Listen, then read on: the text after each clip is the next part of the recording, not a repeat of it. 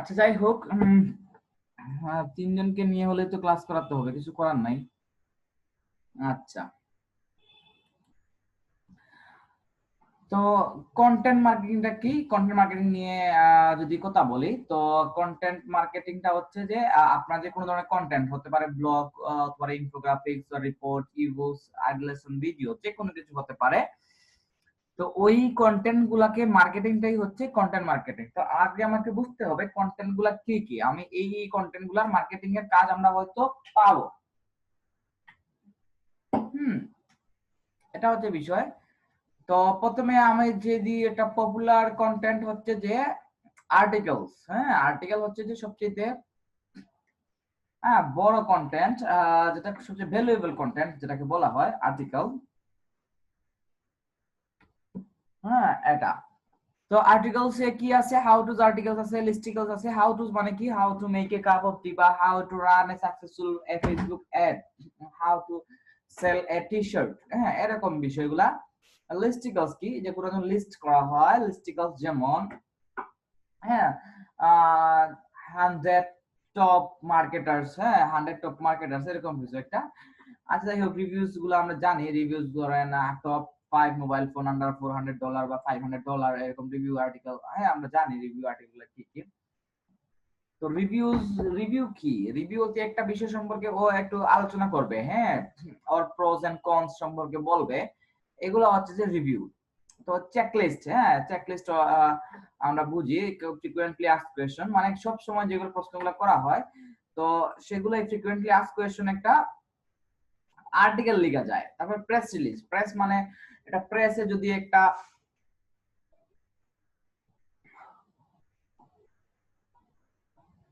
একটা প্রেস যদি রিলিজ হয়, যেমন আপনি যমুনা টিভি যদি আজকে একটা বলে যে আজকে 3,000 মানুষ করোনা আক্রান্ত, এরকম যে রিলিজ গুলা দেয়, তারা ডেইলি আপডেটস গুলা যে দেয়, এগুলা হচ্ছে প্রেস রিলিজ। হ্যাঁ, আচ্ছা যাই হোক, তারপরে যে বিষয়টা হচ্ছে ইমেইলস আছে, ইন্টারেক্টিভ কন্টেন্ট আছে। ইন্টারেক্টিভ কন্টেন্ট, হ্যাঁ, ইন্টারেক্টিভ কন্টেন্টস গুলো আমাদের কুইজেস আছে, অ্যাসাইনমেন্ট আছে, কন্টেস্ট আছে। কন্টেস্ট কি আমরা জানি, কন্টেস্টটা হচ্ছে 2 জন বা 5 জনের মধ্যে একটা প্রতিযোগিতা দিলেন, বা এরকম একটা প্রতিযোগিতা হতে পারে, প্রতিযোগিতা। একজন হয়তো উইন হবে, বা 2 জন উইন হবে, বা 3 জন উইন হবে, এইভাবেই কন্টেস্ট গুলো কাজ করে। ক্যালকুলেটর মানে কি, ধরেন 1 কিলোমিটার সমান কত মিটার, বা 1 মিটার সমান কত ফুট, এরকম টাইপের ক্যালকুলেটর। এটা সব ধরনের ক্যালকুলেশনকেই আসলে ক্যালকুলেটর বলা হয়, হ্যাঁ, এখানে। আর এরপরে যে ব্লগ পোস্ট, ব্লগ পোস্টের সেকশনটাতে আসি। ব্লগ পোস্ট কি কি, আমরা যদি বিভিন্ন ব্লগ দেখি, ধরেন আমি যদি এটা গল্প লিখি, গল্প ব্লগ।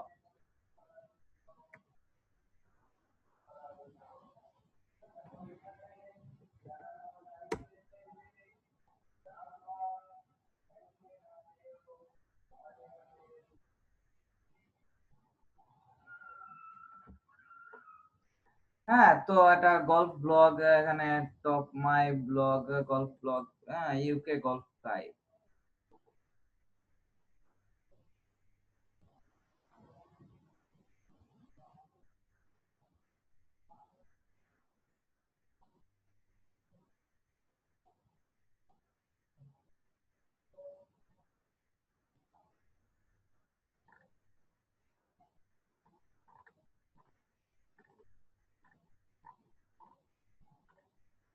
তো এটা একটা গল্ফের ব্লগ। তো এখানে কি হয়, এখানে গল্ফে বিভিন্ন পোস্ট করা হয়। তো ম্যাক্সিমাম টাইম,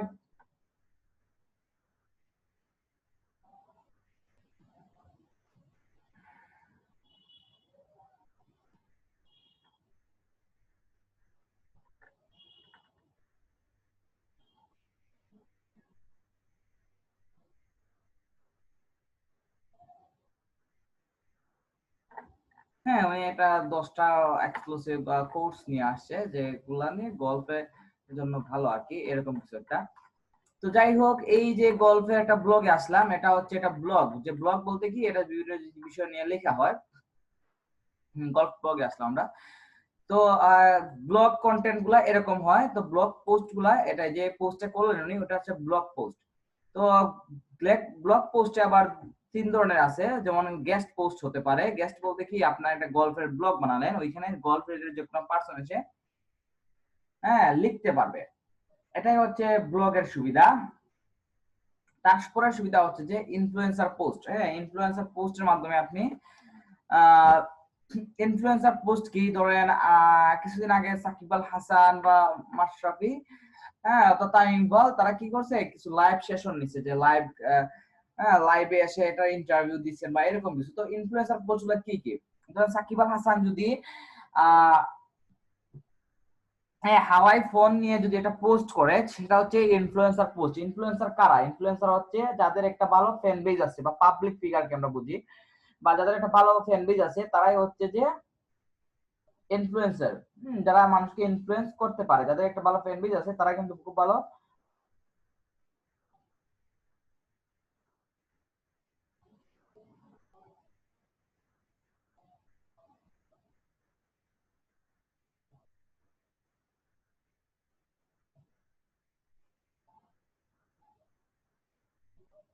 হুম, তো এরপরে যে বিষয়টা আছে, এগুলা ইনফ্লুয়েন্সার পোস্ট আমরা বুঝলাম। এক্সপার্ট ইন্টারভিউজ, এক্সপার্ট ইন্টারভিউজটা কি?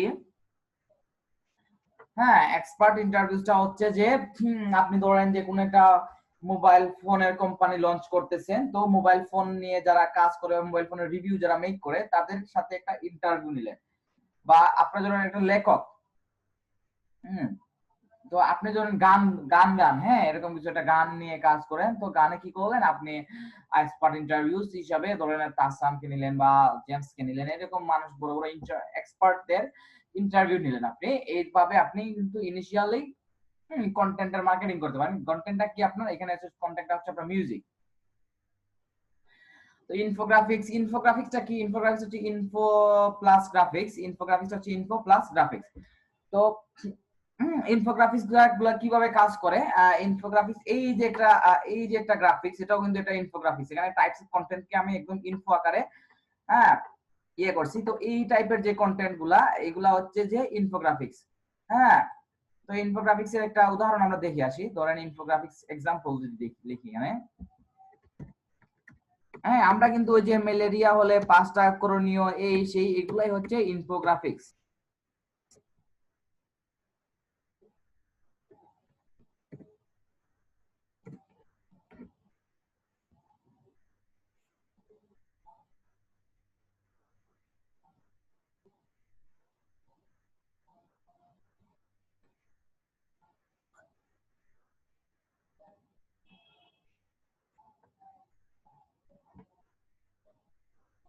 হ্যাঁ, তো এইগুলো হচ্ছে ইনফোগ্রাফিক্স। ধরেন এখানে ইনফো, অনেকগুলো ইনফো থাকে, ধরেন এটাই হচ্ছে ইনফোগ্রাফিক্স। এটা হ্যাঁ একটা ইনফো দিয়ে ওইটা অনেকগুলো ইয়ে দিছে, এটা একটা ইনফোগ্রাফিক্স। হ্যাঁ এগুলা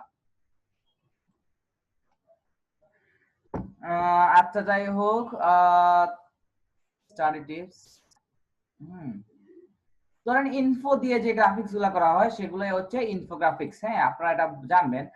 তারপরে যে বিষয়টা হচ্ছে ইউজার জেনারেটেড কন্টেন্ট। হ্যাঁ, ইউজার জেনারেটেড কন্টেন্ট গুলা কি কি? ধরেন সোশ্যাল মিডিয়া পোস্ট। আমরা কিন্তু সোশ্যাল মিডিয়া, আমরা কি ফেসবুকের মালিক? কিন্তু ফেসবুকের মালিক না, আমরা ফেসবুকের একজন ইউজার।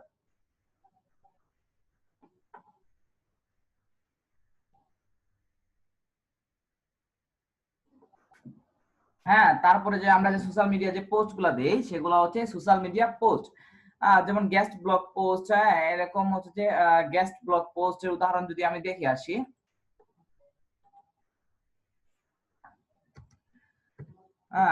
গেস্ট হ্যাঁ ব্লগ পোস্ট ফর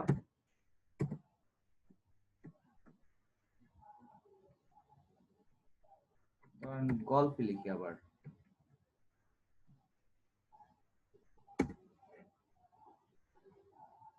হ্যাঁ, গল্ফ গেস্ট পোস্ট।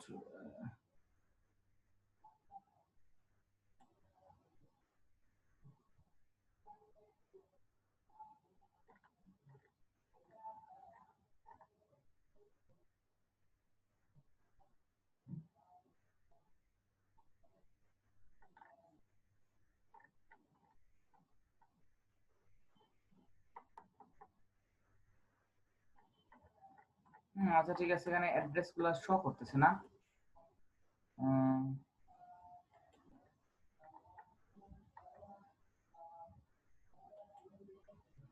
হ্যাঁ এই যে একটা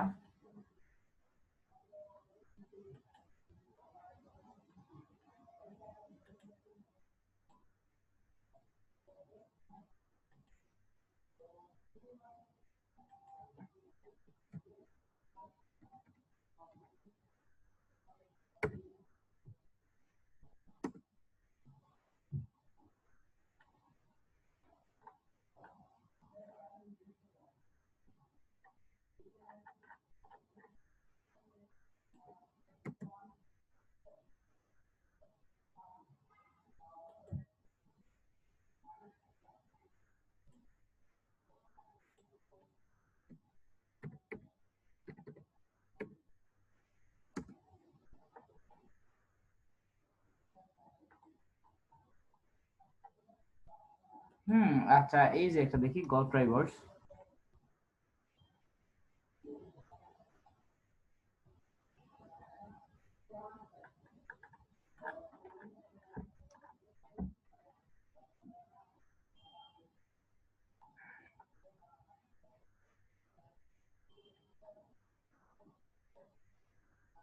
এটা একটা নির্দেশনা দিচ্ছেন হয়তো এখানে পোস্ট দেওয়ার সিস্টেম রাখেন নাই। তো আসলে এইরকম আপনারা বিভিন্ন ওয়েবসাইট পাবেন যেগুলোতে আপনি কি করবেন, আপনাদের একটা অপশন দিয়ে দিবে, আপনি একটা পোস্ট করার সুযোগ পাবেন। তো গল্প ব্লগে আপনি যে একটা পোস্ট করলেন তার মাধ্যমে কিন্তু একটা লেখা পেয়ে গেল। এই যে লিখে আসলেন এটাই হচ্ছে গল্ফ ব্লগ পোস্ট। হ্যাঁ, আগে অনেকগুলা ব্লগ সাইট ছিল, বাংলাদেশে অনেকগুলা ব্লগ সাইট ছিল, ওইখানে অনেকেই ব্লগিং করতো। আচ্ছা যাই হোক, তারপরে হচ্ছে যে comment rounds of image galleries, হ্যাঁ, লং ফর্ম আর্টিকেল, এরপরে ভিডিওস এর মধ্যে কি আছে এক্সপ্লেনেটরি, যেগুলো এক্সপ্লেন করে, এক্সপ্লেনেটরি ভিডিও বলে এদেরকে। এডুকেশনাল ভিডিওস আছে, ডেমোস ভিডিওস আছে, ব্র্যান্ডেড ভিডিওস আছে। তো ডেমো ভিডিও কি, ডেমো ভিডিওস হচ্ছে যে একটা একটা ফুল প্রসেস, হ্যাঁ, যে আপনাকে যেটা রিয়েল টাইম এক্সপেরিয়েন্সের একটা আগে থেকে ছোট একটা ভিডিওর মাধ্যমে আপনার রিয়েল টাইম এক্সপেরিয়েন্সটা বুঝিয়ে দেওয়া হয়।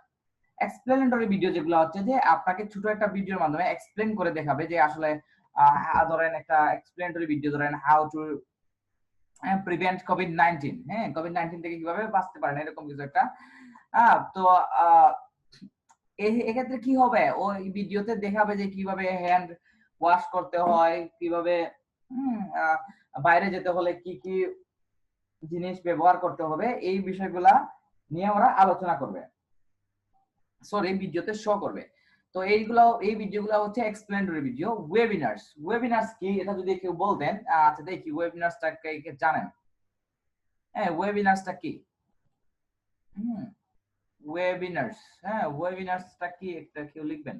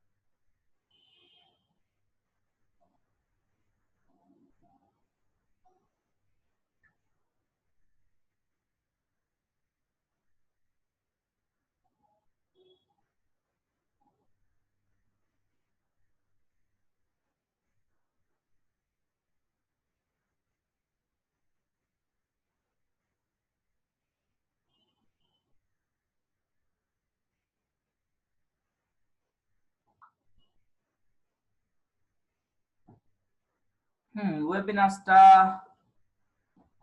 আচ্ছা আচ্ছা, ওয়েবিনার্সটা নিয়ে আমি যদি কথা বলি, ওয়েবিনার্সটা হচ্ছে ধরেন আমরা সেমিনার করি, হ্যাঁ, সেমিনার যেটা করি অফলাইনে, সেমিনারে যদি আমরা হ্যাঁ, অনলাইন ভার্সনের চিন্তা করি, ধরেন আপনাদেরকে এই যে কোর্সটা করাচ্ছি আমি আপনাদেরকে, ধরেন আপনার যদি আজকে এই ক্লাসটাই শুধু হতো যে টাইপস অফ ডিজিটাল মার্কেটিং নিয়ে আপনাদের সাথে শুধু আলোচনা করব, এই ক্লাসটা হলে ওই ক্লাসটার নাম হতো কি, এটা হতো ওয়েবিনার্স। হ্যাঁ, যেহেতু এক কথায় যদি আপনি মনে করেন যে অফলাইনে যে সেমিনারটা আমরা বুঝি একদিন ব্যাপী যেটা সেমিনার হয়, এই সেমিনারটা যদি অনলাইনে হয় থ্রু ওয়েব, হ্যাঁ ওয়েবের থ্রুতে হলে সেটাকে বলে ওয়েবিনার্স।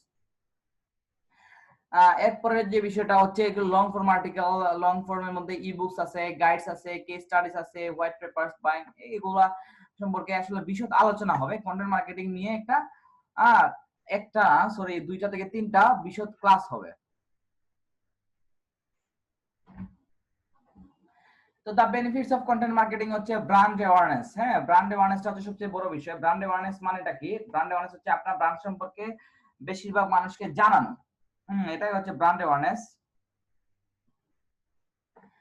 তো ব্র্যান্ড অ্যাওয়ারনেসটা কিভাবে হয়ে থাকে কন্টেন্ট মার্কেটিং এর মাধ্যমে? ব্র্যান্ড অ্যাওয়ারনেসটা হয়ে থাকে যে আপনি একটা কন্টেন্ট ধরেন ইমেজ আপলোড করলেন বা ভিডিওস আপলোড করলেন বা একটা আর্টিকেল লিখলেন, আর্টিকেলে আপনার ব্র্যান্ডকে একটা পরিচিতি দিলেন। তো মানুষ যদি এটা পড়ে বা দেখে তো এর মাধ্যমে কি করবে, আপনার ব্র্যান্ড সম্পর্কে ওর একটা আইডিয়া হয়ে যাবে।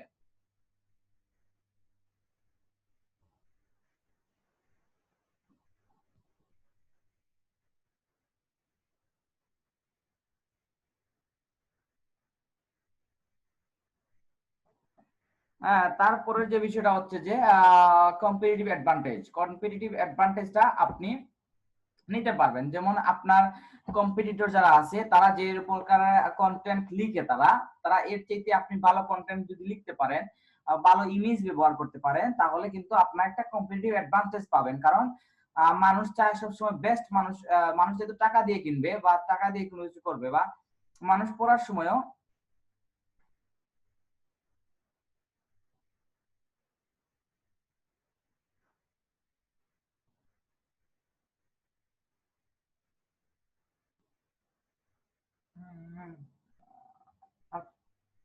আচ্ছা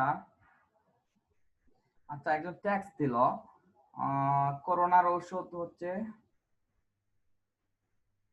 অবশেষে করোনা মেডিসিন অফিসিয়ালি ঘোষণা করা হয়েছে, ডেক্সামেথেসোন।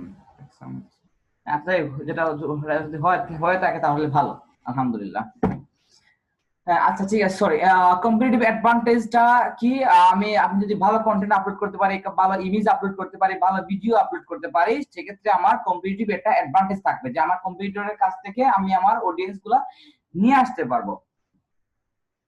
তো মিডিয়া ভিজিবিলিটিটা কি? মিডিয়া ভিজিবিলিটিটা হচ্ছে যে আপনার মিডিয়ায় আপনার একটা ভিজিবিলিটি থাকবে। মিডিয়া ভিজিবিলিটি হচ্ছে যে আপনাকে ভিজিবল থাকতে হবে, প্রদর্শনীতে আপনার অংশগ্রহণ করতে হবে। যে আপনি যদি রেগুলার কন্টেন্ট না দেন, রেগুলার আর্টিকেল না লিখেন, রেগুলার আপনি ফটো পোস্ট না করেন, অথবা যদি ইউটিউব হয়ে থাকে, রেগুলার যদি আপনি ইউটিউবের ভিডিও আপলোড না করে থাকেন, তাহলে কি হবে বিষয়টা? এন্ড অফ দ্য ডে মানুষ কি করবে? আপনাকে ভুলে যাবে। তো মিডিয়া ভিজিবিলিটির জন্য কন্টেন্ট মার্কেটিংটা খুবই ইম্পর্টেন্ট। তারপরে হচ্ছে ওয়েবসাইট ট্রাফিক। আপনি যদি একটা ওয়েবসাইট ট্রাফিক নিতে চান, ধরুন আপনার ওয়েবসাইটটি থাকলো, ওয়েবসাইটে আপনার কিন্তু আর্টিকেল লিখতে হবে। তো ওয়েবসাইটে আর্টিকেল না থাকলে কিন্তু আসলে আর্টিকেল ধরেন বা ফটো থাকে বলেন বা ভিডিওস থাকে, তো আপনাকে কিন্তু রাখতে হবে। কন্টেন্ট আলটিমেট কন্টেন্টের মার্কেটিং ছাড়া আপনার ওয়েবসাইটে ট্রাফিক পাবেন না। বা ক্লায়েন্ট এঙ্গেজমেন্ট বিষয়টা কি? ক্লায়েন্ট এঙ্গেজমেন্ট বিষয়টা হচ্ছে যে হ্যাঁ, আপনার যে যারা যারা আপনার কাছ থেকে কিনবে প্রোডাক্ট, বা আপনার ধরেন আপনার সার্ভিস, প্রোডাক্ট বলতে আমি সময় সময় প্রোডাক্ট বলি, প্রোডাক্ট হতে পারে, ফিজিক্যাল প্রোডাক্ট হতে পারে বা সার্ভিস হতে পারে। তো সার্ভিস বা ফিজিক্যাল প্রোডাক্ট যেটাই হোক, তো এটা যখন আপনার কিনবে, তো এই কিনাকে ওই ক্লায়েন্টকে আপনি এঙ্গেজমেন্ট রাখতে পারবেন, এঙ্গেজিং রাখতে পারবেন। এটা হচ্ছে বিষয়। তারপরে যে বিষয়টা হচ্ছে লিডস এন্ড কনভার্সন। লিড কি? লিড হচ্ছে এই ওয়ার্ড গুলো শুধু মনে রাখবেন। আপনাদের হয়তো অনেকের মাথার উপর দিয়ে যাচ্ছে কথাগুলা, কিন্তু শুধু ওয়ার্ড গুলা মনে রাখবেন। এগুলা নিয়ে আসলে বিশদ ক্লাস হবে। হ্যাঁ, 2টা 3টা ক্লাস হবে এই ছোটখাটো বিষয়গুলো নিয়ে। হ্যাঁ, কিভাবে প্র্যাকটিক্যালি আপনি কন্টেন্ট মার্কেটিং করবেন সেগুলো আসলে এই লেসন গুলাতে দেখিয়ে দেওয়া হবে। তো লিডস এন্ড কনভার্সন জিনিসটা কি? লিডস হচ্ছে যে আপনার ধরেন একটা আপনার পেজে অনেক বেশি লাইকস আছে, ওইগুলো আপনার লিড। হ্যাঁ, আপনার ইনস্টাগ্রামে অনেক বেশি ফলোয়ার আছে, ওইগুলো আপনার লিড। হ্যাঁ, তো ওই ফলোয়ার্স থেকে বা ওই লাইকস থেকে আপনি কি করতেছেন, একটা প্রোডাক্ট সেল করতেছেন, ওইটা প্রোডাক্ট সেল করতেছেন যেটা, সেটা হচ্ছে কনভার্সন। হ্যাঁ, কনভার্সন কি, আপনার কিন্তু অডিয়েন্স থেকে ও কাস্টমারে পরিণত হচ্ছে, এই যে কনভার্সনটা হচ্ছে ওটা, এটা হচ্ছে কনভার্সন। তো আপনারা ধরেন একটা পোস্ট 1000 জন মানুষ দেখলো, ধরেন 100 মানুষ দেখলো, 100 মানুষের মধ্যে যদি 5 জন মানুষ জিনিসটা কিনে, হ্যাঁ 5 জন মানুষ ধরেন আপনার প্রোডাক্ট কিনলো, তাহলে আপনার কনভার্সন এটা হবে 5%। হ্যাঁ, এরকম বিষয়। তো এগুলো হচ্ছে মোটামুটি এটা ইম্পর্টেন্ট বিষয়, কন্টেন্ট মার্কেটিং এর বেনিফিট সম্পর্কে বললাম আপনাদেরকে। তারপরে যদি আসি social media marketing. Social media মার্কেটিংটা কি? সোশ্যাল মিডিয়া মার্কেটিংটা হচ্ছে যে আপনার সোশ্যাল মিডিয়ার মাধ্যমে যে মার্কেটিংটা করা হয়, যে মার্কেটিং গুলো করা হয়, সেগুলো হচ্ছে সোশ্যাল মিডিয়া মার্কেটিং।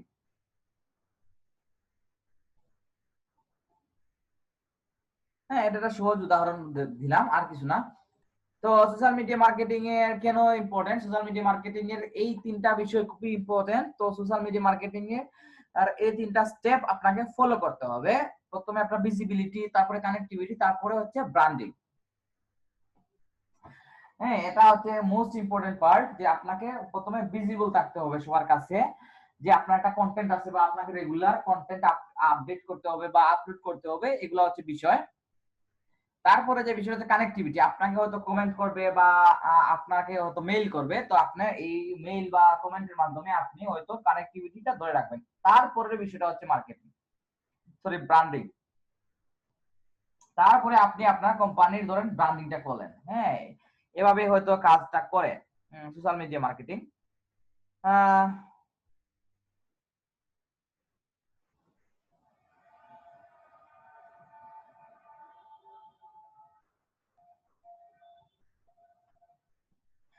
হ্যাঁ, তারপরে যে বিষয়গুলো আছে, যে আমি যদি দেখি, এটা একটা 2019 সালের রিপোর্ট, যেটা 73% of marketers believe social media marketing has been somewhat effective or very effective।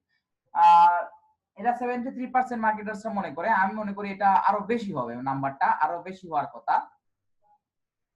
যাই হোক, তো সোশ্যাল মিডিয়ার ওভারভিউটা দেই যদি। 46% people active on social media. হ্যাঁ, হোল পপুলেশনের যে 46% এভারেজ পার্সেন্টেজ, ওয়েস্টার্ন ওয়ার্ল্ডে এটা পার্সেন্টেজটা আরেকটু বেশি। হ্যাঁ, তাদের হয়তো প্রায় 90 থেকে 92% মানুষই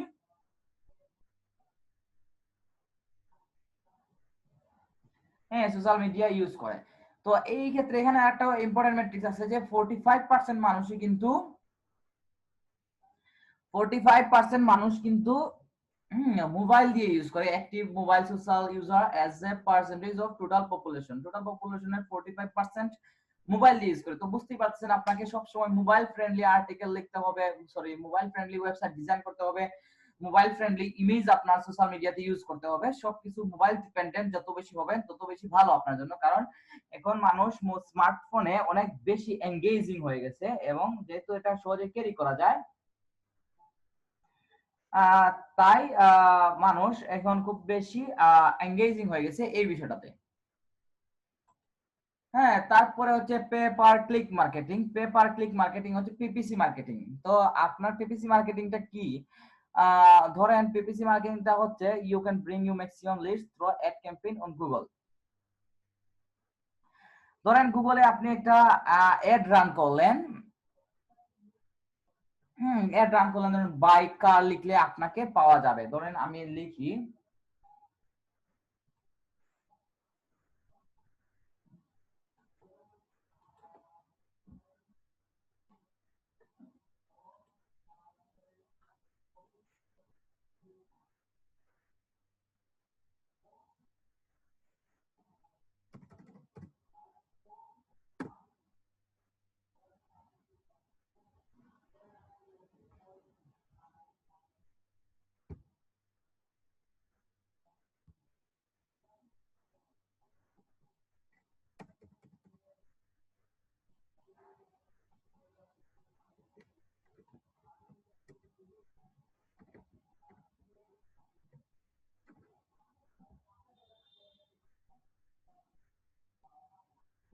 উম,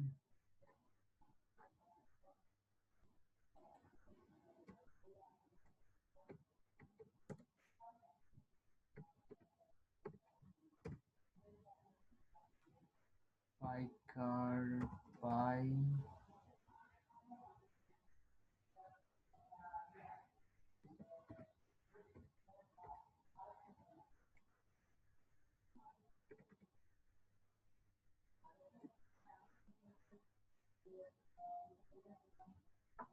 আচ্ছা পেইড অ্যাড গুলো আসার কথা বাট বাই